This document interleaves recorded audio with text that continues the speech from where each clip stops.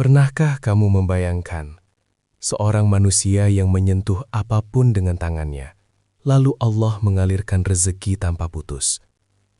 Datang ke sebuah kota tanpa harta, tanpa rumah, tanpa koneksi, namun wafat sebagai orang terkaya, tanpa pernah diperbudak kekayaan itu. Ini bukan kisah dongeng, ini bukan kisah pengusaha biasa. Ini adalah kisah tentang tangan yang bekerja di bumi, tapi hatinya menggantung di langit. Dan malam ini, kita akan membuka satu rahasia besar.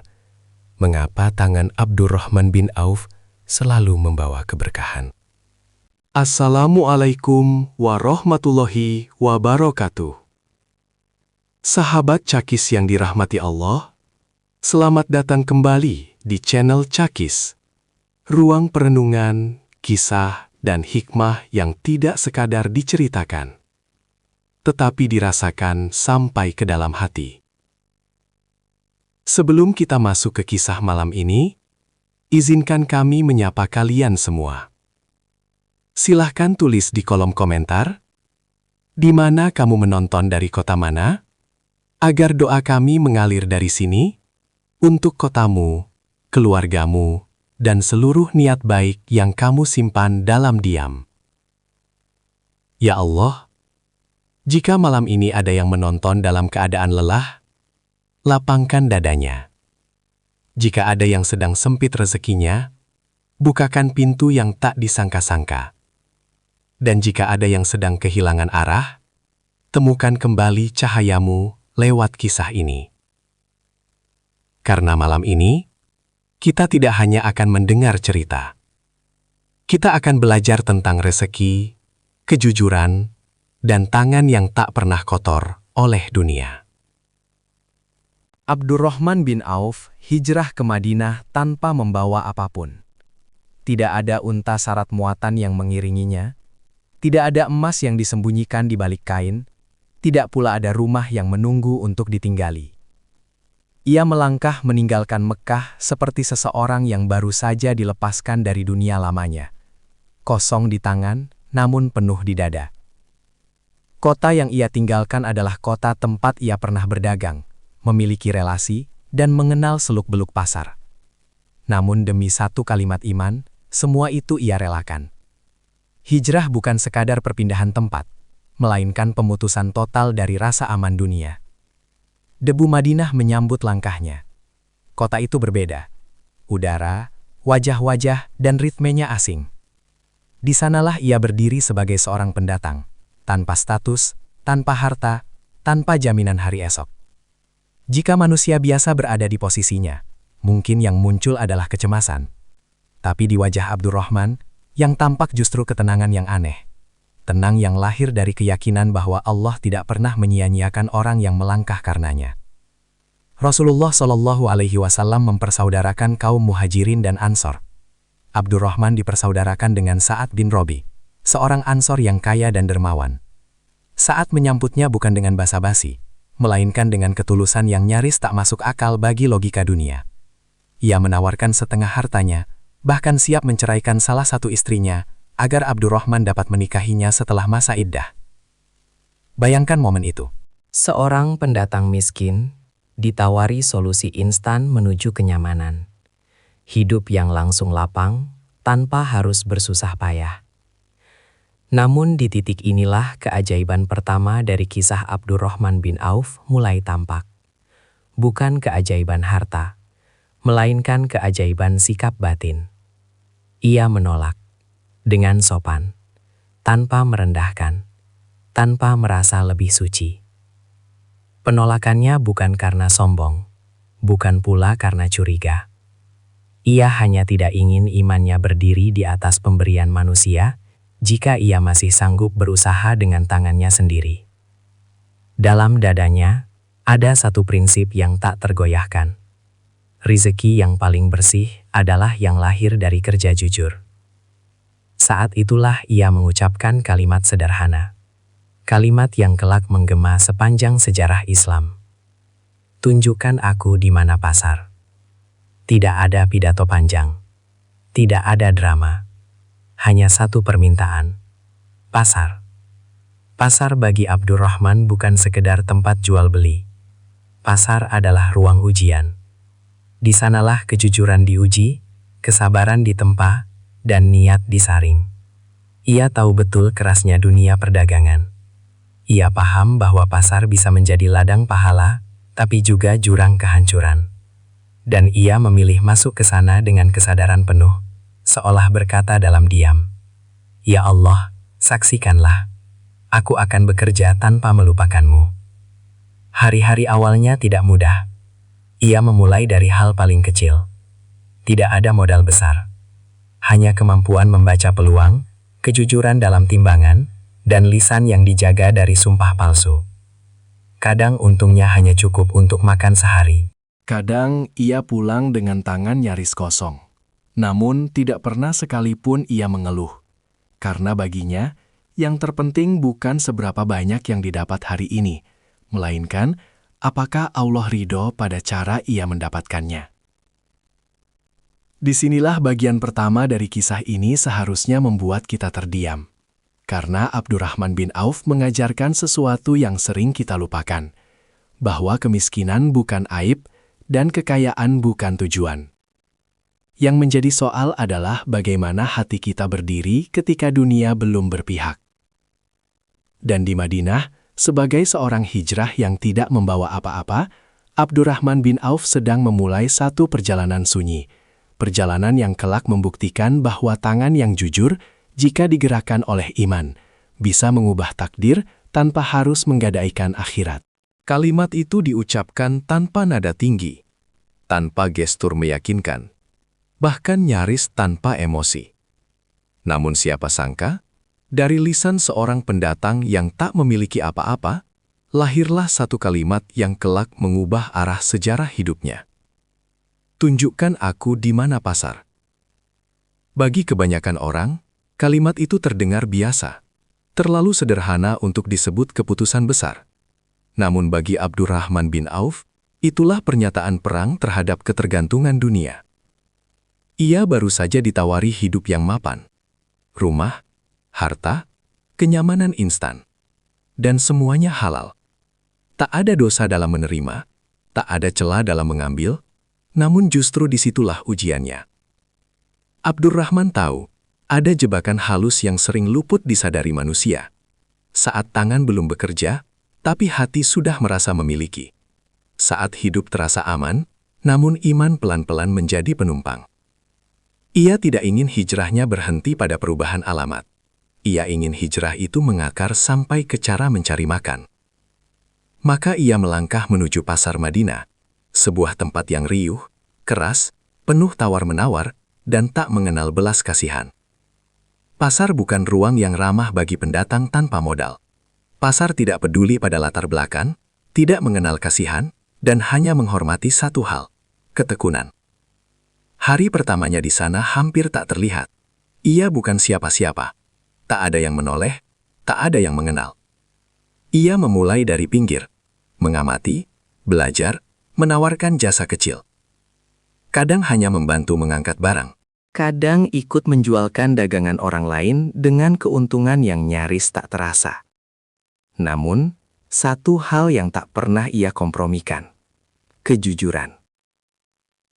Ia tidak memoles barang cacat, tidak menyembunyikan kekurangan, tidak bermain sumpah demi melipat gandakan harga. Dan justru karena itu, orang-orang mulai memperhatikannya. Orang Quraisy itu aneh, kata sebagian pedagang. Dagangan biasa, tapi ucapannya tenang, timbangannya lurus. Hari demi hari berlalu, keuntungan kecil mulai rutin datang. Bukan deras, tapi bersih. Disinilah keajaiban kedua mulai bekerja. Keajaiban yang sering kita abaikan karena terlalu sunyi. Rezeki yang tumbuh pelan, namun diberkahi. Abdurrahman tidak kaya dalam semalam. Tidak melonjak drastis. Tidak viral. Ia tumbuh seperti akar pohon. Tak terlihat, namun mencengkeram kuat. Saat sebagian pedagang lain sibuk menipu demi keuntungan cepat, Abdurrahman memilih untung sedikit tapi berulang. Ia tahu, Rezeki bukan soal seberapa cepat datang, melainkan seberapa lama bertahan tanpa merusak jiwa. Yang membuat orang-orang heran bukan hanya keberhasilannya, melainkan sikap batinnya. Setiap kali untung, ia bersyukur tanpa berlebihan. Setiap kali rugi, ia menerima tanpa amarah. Seolah-olah ia sedang berdagang dengan manusia, namun bertransaksi dengan Allah. Dan dari kejauhan, Rasulullah Shallallahu Alaihi Wasallam memperhatikan. Tidak dengan sorotan keras, tidak dengan campur tangan langsung, tetapi dengan senyum tipis. Karena beliau tahu, inilah buah dari hijrah yang benar. Hijrah yang tidak menuntut balasan cepat. Hijrah yang tidak mengemis simpati. Hijrah yang menaruh iman di depan usaha. Belum ada kafilah besar. Belum ada unta-unta berderap. Belum ada nama besar yang diperbincangkan. Namun satu hal telah ditetapkan sejak kalimat, "Tunjukkan aku di mana pasar," itu terucap. Takdir Abdurrahman bin Auf tidak lagi ditulis oleh dunia, melainkan oleh Allah melalui tangan yang jujur dan hati yang merdeka. Dan di bagian berikutnya, kita akan menyaksikan sesuatu yang lebih mengejutkan. Bagaimana pasar yang keras itu justru menjadi pintu keberkahan tak terbayangkan. Dan bagaimana kejujuran yang dianggap lemah berubah menjadi kekuatan yang menundukkan dunia. Pasar Madinah tak pernah tidur. Ia bangun lebih pagi dari matahari dan pulang lebih larut dari senja. Di sanalah watak manusia terlihat tanpa topeng. Keserakahan, kecerdikan, kesabaran, dan kejujuran saling beradu tanpa belas kasihan. Di tengah hiruk-pikuk itu, Abdurrahman bin Auf masih berdiri di barisan paling sederhana. Belum ada lapak besar, belum ada kain mahal yang dipamerkan, belum ada nama yang disegani. Namun ada satu hal yang mulai terasa berbeda. Kehadirannya menenangkan. Orang-orang tak sadar kapan tepatnya perubahan itu terjadi. Tiba-tiba saja, jika Abdurrahman yang menimbang, pembeli tak merasa perlu mengecek ulang. Jika Abdurrahman yang menjelaskan kualitas barang, orang percaya meski ia menyebutkan cacatnya. Barang ini bagus, katanya jujur, tapi ada bagian yang kurang sempurna. Kalimat itu aneh bagi dunia dagang. Di pasar, cacat adalah musuh. Namun dari tangan Abdurrahman, kejujuran justru menjadi nilai jual. Hari-hari berlalu, keuntungan kecil bertambah, bukan karena harga dinaikkan, tetapi karena pelanggan kembali. Sekali membeli, mereka datang lagi. 2 kali datang, mereka mengajar orang lain. Tanpa sadar, Abdurrahman sedang membangun sesuatu yang jauh lebih berharga dari emas, kepercayaan. Dan kepercayaan adalah mata uang paling mahal di dunia. Ia tidak tergesa memperbesar usaha, tidak terbuai pujian, tidak mabuk oleh keuntungan awal. Setiap dinar yang datang, ia perlakukan dengan hati-hati. Seolah bertanya dalam diam, apakah ini halal sepenuhnya? Jika ragu, ia tinggalkan. Jika samar, ia lepaskan. Karena baginya, satu rezeki haram yang masuk bisa meruntuhkan 1000 rezeki halal yang menunggu. Disinilah banyak orang gagal. Saat pintu mulai terbuka, mereka berlari. Saat peluang datang, mereka serakah. Namun, Abdurrahman justru melambat. Ia tahu, pasar bukan hanya menguji kecerdasan, tetapi keteguhan hati. Ada hari-hari ketika ia melihat pedagang lain meraup untung besar dengan cara curang. Ada saat-saat di mana menipu sedikit bisa melipat gandakan hasil. Godaan itu nyata, dekat, menggiurkan. Namun setiap kali itu terjadi, Abdurrahman mengingat satu hal. Ia hijrah, bukan untuk kaya, tetapi untuk Allah. Dan Allah seakan menjawab sikap itu dengan caranya sendiri. Rezeki Abdurrahman tumbuh tanpa suara. Tidak meledak, tapi konsisten. Tidak mencolok, tapi stabil. Ia mulai menambah barang, menambah relasi, menambah jangkauan. Namun yang paling terasa bukan bertambahnya harta, melainkan ringannya hati. Ia bisa tidur nyenyak, ia bisa beribadah tanpa rasa bersalah, ia bisa menatap dunia tanpa takut kehilangan. Dan inilah keajaiban yang sering luput dari pandangan kita. Rezeki yang bersih, menenangkan jiwa, sebelum mengenyangkan perut. Perlahan, nama Abdurrahman bin Auf mulai dibicarakan. Bukan dengan iri, bukan dengan dengki, melainkan dengan hormat. Jika ingin berdagang aman, temui Abdurrahman. Jika ingin titip barang, serahkan padanya.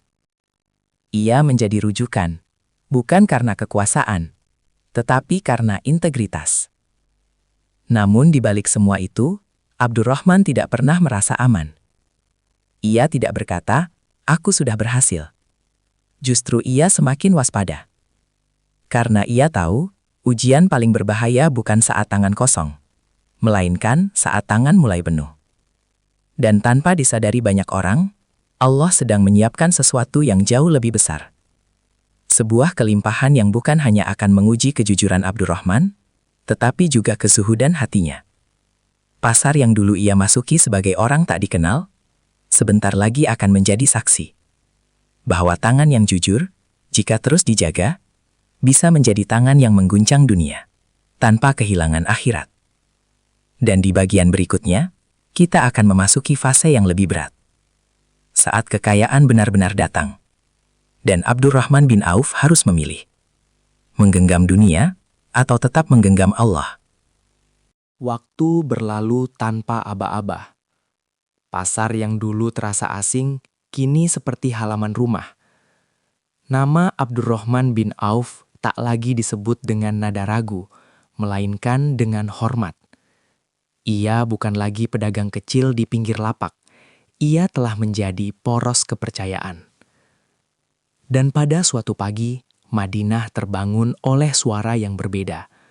Bukan azan, bukan panggilan perang, melainkan derap panjang yang membuat tanah bergetar pelan. Unta-unta datang beriringan. 1, 2, 3, tak berhenti. Muatan mereka tinggi, kain, gandum, minyak, rempah. Kafilah besar itu memasuki kota seperti arus yang tak bisa ditahan. Orang-orang berkerumun, anak-anak berlari mengikutinya. Para pedagang saling bertanya, setengah berbisik, setengah tak percaya. Punya siapa? Jawabannya cepat menyebar, Abdurrahman bin Auf. Madinah gempar. Inilah puncak yang selama ini disangka sebagai tujuan, kelimpahan. Namun di balik riuh pujian, klimaks sesungguhnya sedang terjadi, bukan di jalanan, melainkan di dalam dada Abdurrahman. Ia berdiri memandangi muatan kafilahnya. Tangannya menyentuh karung-karung itu, bukan dengan bangga, tetapi dengan hati yang tiba-tiba terasa berat. Seolah dunia yang selama ini ia jaga jaraknya, kini datang mendekat, mencari tempat di relung yang paling berbahaya, hati. Di saat seperti itulah ujian sejati orang beriman muncul. Bukan saat lapar, bukan saat miskin, melainkan saat semua pintu terbuka. Abdurrahman teringat masa-masa awal hijrah, saat ia datang tanpa apa-apa. Saat ia meminta ditunjukkan jalan ke pasar. Saat ia memilih untung kecil yang bersih daripada besar yang samar. Dan kini, semuanya berbalik. Dunia seakan berkata, "Ambillah, ini hasil jerih payahmu." Ia tahu, tidak ada yang salah dengan harta, tidak ada dosa dalam kaya. Namun ada bahaya yang mengintai dengan senyum paling manis, rasa aman yang membuat lalai. Malam itu, Madinah kembali sunyi. Riuh siang telah reda. Dan Abdurrahman duduk sendirian, menimbang bukan dinar, melainkan niat. Ia bertanya pada dirinya sendiri, apakah aku masih orang yang sama? Ataukah diam-diam dunia telah mengikatku? Di titik inilah, klimaks kisah ini memuncak. Karena Abdurrahman membuat keputusan yang tak disangka siapapun. Ia memanggil orang-orang kepercayaannya. Bukan untuk menghitung laba, bukan untuk menyimpan muatan, melainkan untuk membagi semuanya. Sedekahkan, katanya pelan namun tegas, untuk jalan Allah. Bukan sebagian, bukan sisa, seluruh kafilah. Keputusan itu mematahkan logika, meruntuhkan hitung-hitungan, mengguncang definisi sukses. Namun justru disitulah terlihat siapa Abdurrahman bin Auf sebenarnya. Ia tidak sedang kehilangan harta. Ia sedang menyelamatkan hatinya. Malam itu, tangan yang siang hari mengelola kekayaan, malam hari berubah menjadi tangan yang membebaskan diri dari belenggu dunia. Dan Madinah menyaksikan satu kebenaran pahit manis, bahwa puncak kekayaan bukan saat harta datang, melainkan saat seseorang sanggup melepaskannya. Di klimaks inilah kisah Abdurrahman mencapai titik paling tajam. Bukan karena jumlah unta atau muatan, tetapi karena keberanian memilih Allah saat dunia menyerahkan diri sepenuhnya. Dan setelah puncak ini, cerita tidak berhenti. Justru akan bergerak ke arah yang lebih sunyi, lebih dalam, saat keikhlasan diuji bukan oleh kelimpahan, melainkan oleh rasa takut kehilangan akhirat. Setelah malam itu, Madinah kembali berjalan seperti biasa. Tidak ada gempa, tidak ada langit terbelah, tidak ada suara yang mengabarkan keajaiban. Kafilah telah habis dibagikan. Unta-unta tak lagi memenuhi jalan. Dan Abdurrahman bin Auf kembali menjadi seorang pedagang yang bangun pagi dan berjalan ke pasar. Inilah bagian yang sering tak diceritakan. Karena manusia menyukai ledakan, bukan keheningan. Menyukai puncak, bukan penurunan yang sunyi. Padahal, justru disinilah anti klimaks yang paling berat. Tidak ada sorak-sorai setelah sedekah besar itu. Tidak ada jaminan bahwa kekayaan akan langsung kembali. Tidak ada janji dunia bahwa ia akan diganti berlipat esok hari. Yang ada hanyalah hari-hari biasa. Dan itulah ujian sesungguhnya. Abdurrahman kembali menimbang, kembali menghitung, kembali memulai dari putaran dagang yang lebih kecil. Namun kini, ada perbedaan halus yang nyaris tak terlihat. Ia berdagang dengan hati yang lebih ringan. Seolah dunia telah kehilangan daya cengkeramnya. Tidak ada penyesalan. Tidak ada gumam, seandainya aku simpan sebagian. Tidak ada hitung-hitungan ulang di malam hari. Karena bagi Abdurrahman, keputusan itu sudah selesai. Ia tidak hidup dengan andai. Ia hidup dengan ridho. Di tengah pasar, orang-orang masih menghormatinya. Namun ia tidak memanfaatkan nama besarnya untuk menekan harga. Ia tetap yang sama. Tidak menipu, tidak bersumpah, tidak memaksa. Dan perlahan, sesuatu yang lebih halus mulai terasa. Rezeki datang kembali. Tidak mengalir deras seperti sebelumnya. Tidak mencolok. Tidak membuat heboh. Namun, cukup. Selalu cukup. Cukup untuk makan. Cukup untuk berbagi. Cukup untuk hidup tanpa takut. Inilah anti klimaks yang jarang disadari manusia. Setelah pengorbanan besar, Allah tidak selalu memberi ledakan balasan, tetapi ketenangan yang stabil. Abdurrahman pernah berada di puncak dunia. Namun kini, ia berjalan di tanah dengan langkah yang sama tenangnya. Ia telah merasakan dua ekstrim, memiliki banyak, dan melepas hampir semuanya. Dan justru di fase inilah, ia menjadi paling merdeka. Ia tidak lagi dikejar ambisi, tidak lagi takut miskin, tidak lagi silau pada keuntungan cepat. Ia tahu satu hal yang tidak dimiliki banyak orang, bahwa rizki tidak pernah pergi. Yang sering pergi hanyalah rasa cukup. Pada suatu hari, makanan lezat dihidangkan di hadapannya. Daging empuk, roti putih, minuman manis. Namun saat hendak menyuap, Abdurrahman terdiam. Tangannya berhenti di udara. Matanya memandang hidangan itu terlalu lama. Lalu, air matanya jatuh. Ia teringat sahabat-sahabat yang wafat dalam keadaan sederhana. Ia teringat Mus'ab bin Umair, yang kafannya bahkan tidak cukup menutup seluruh tubuhnya. Dan Abdurrahman berkata lirih, seolah berbicara pada dirinya sendiri. Mereka lebih baik dariku. Namun dunia tidak dibentangkan untuk mereka seperti ini. Tangisan itu bukan tangisan kekurangan, bukan pula penyesalan. Itu adalah tangisan kewaspadaan. Takut jika kebaikan telah disegerakan di dunia dan bagian akhiratnya berkurang. Inilah anti klimaks sejati dari kisah ini. Tidak ada keajaiban spektakuler. Tidak ada angka yang membuat tercengang. Hanya satu manusia yang duduk di hadapan makanan menangis karena takut pada Allah. Dan mungkin justru di titik inilah Abdurrahman bin Auf berada di posisi paling tinggi. Bukan di puncak kekayaan, melainkan di puncak kesadaran rohani.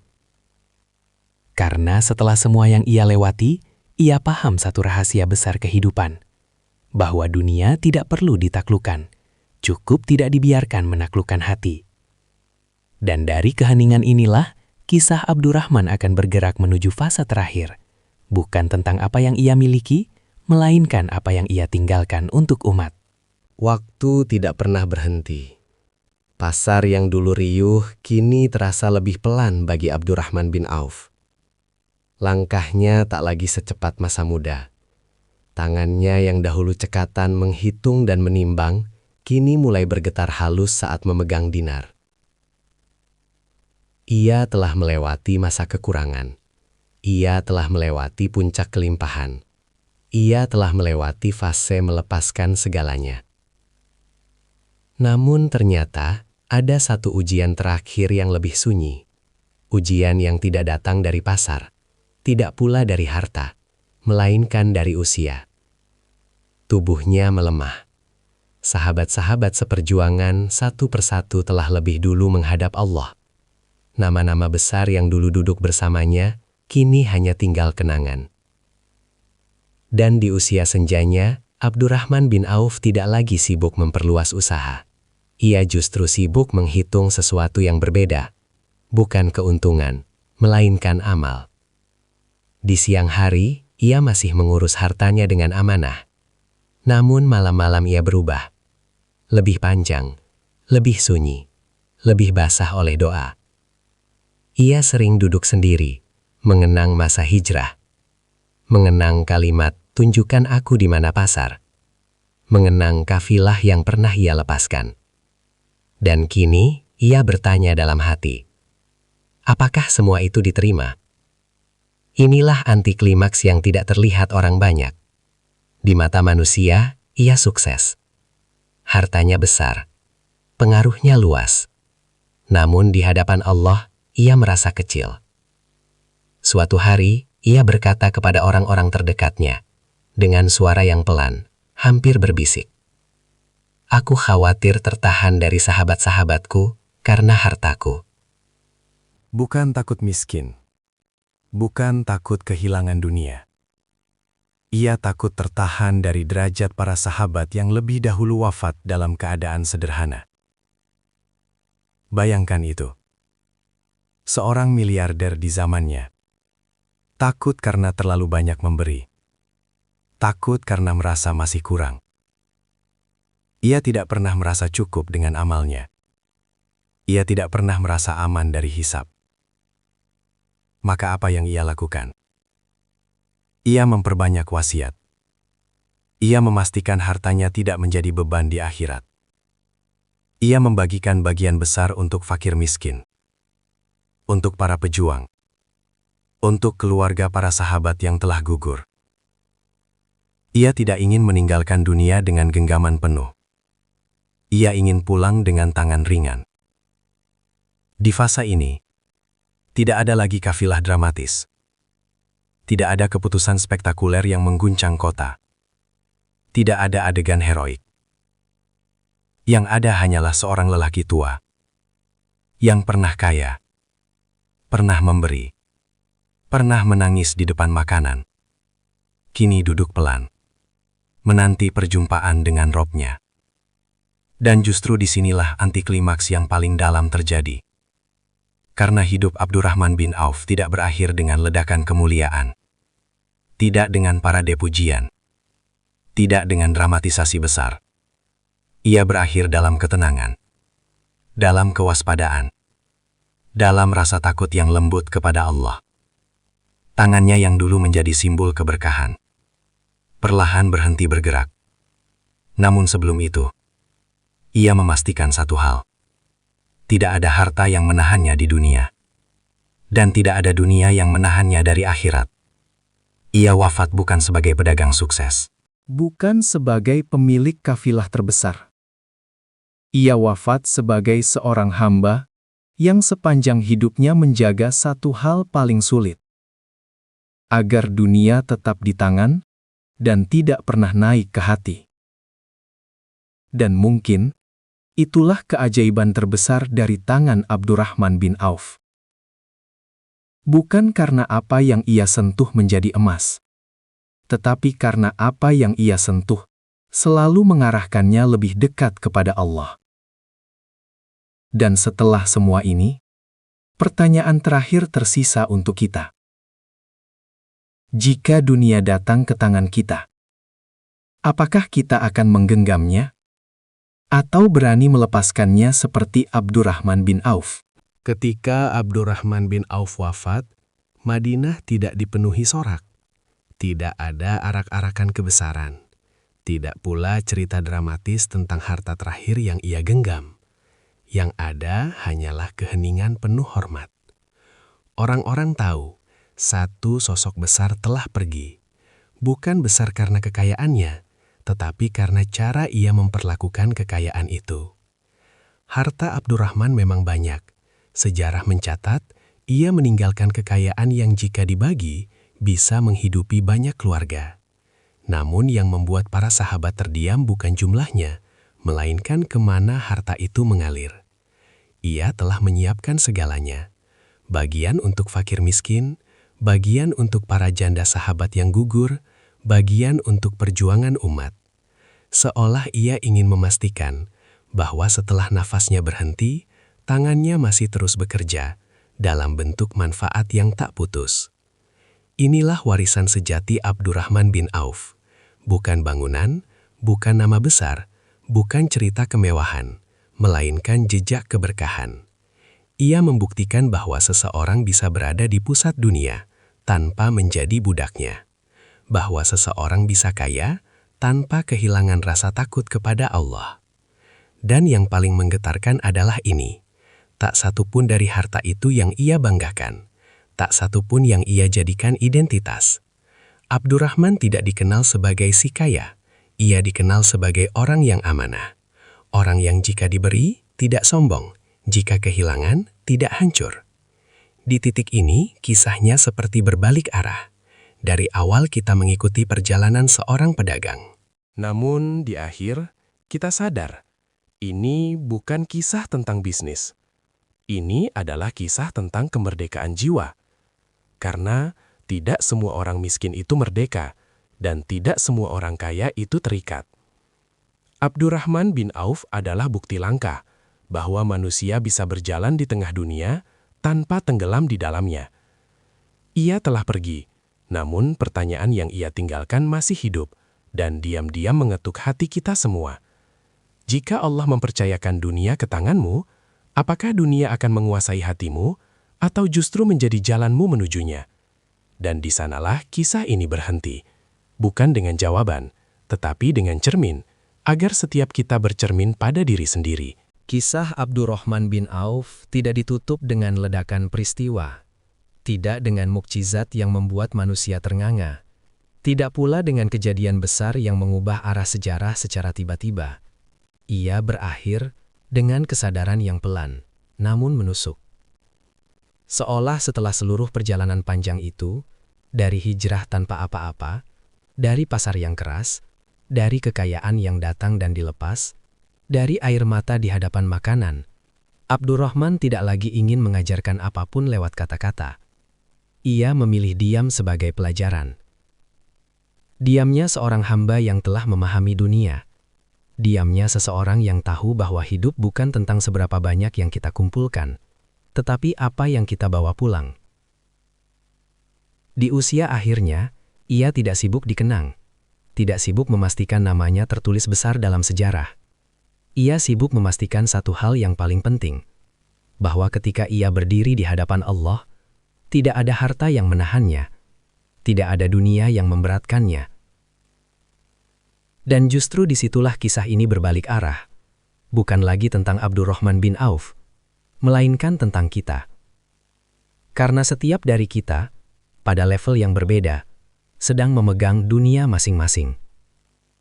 Ada yang memegang uang, ada yang memegang jabatan, ada yang memegang pengaruh, ada yang memegang mimpi. Pertanyaannya bukan apakah itu halal atau tidak, tetapi pertanyaan yang jauh lebih dalam, apakah itu masih di tangan atau sudah naik ke hati? Abdurrahman bin Auf mengajarkan bahwa iman tidak diuji saat kita tidak punya apa-apa. Iman diuji saat kita punya pilihan. Saat kita bisa menimbun, tapi memilih berbagi. Saat kita bisa aman, tapi memilih tetap takut kepada Allah. Dan mungkin itulah sebabnya kisahnya terasa begitu relevan hari ini. Di zaman ketika dunia mudah digenggam, namun hati mudah terseret. Abdurrahman tidak pernah berkata, "Jadilah sepertiku." Namun hidupnya berbisik pelan, "Jika dunia datang padamu, berhati-hatilah." Karena dunia tidak selalu merusak dengan keras. Kadang ia merusak dengan kenyamanan. Dan ketika kisah ini selesai, yang tersisa bukan rasa kagum semata, melainkan sebuah kegelisahan yang sehat.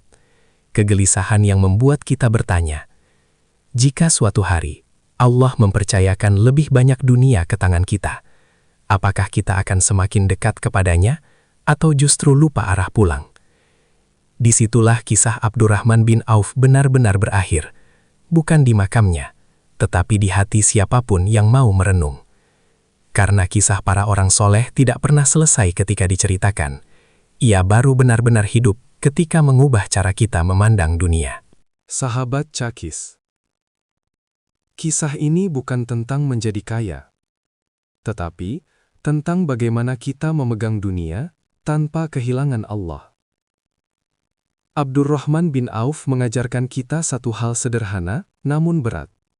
Biarkan harta di tangan, jangan di hati. Jika kisah ini menyentuhmu, jika kamu merasa diingatkan, jangan lupa subscribe dan bagikan kisah ini agar kebaikannya mengalir lebih luas. Insya Allah, di video berikutnya, kita akan membuka kisah lain yang tak kalah mengguncang jiwa. Sampai bertemu, dan semoga Allah memberkahi setiap tangan yang bekerja dengan jujur.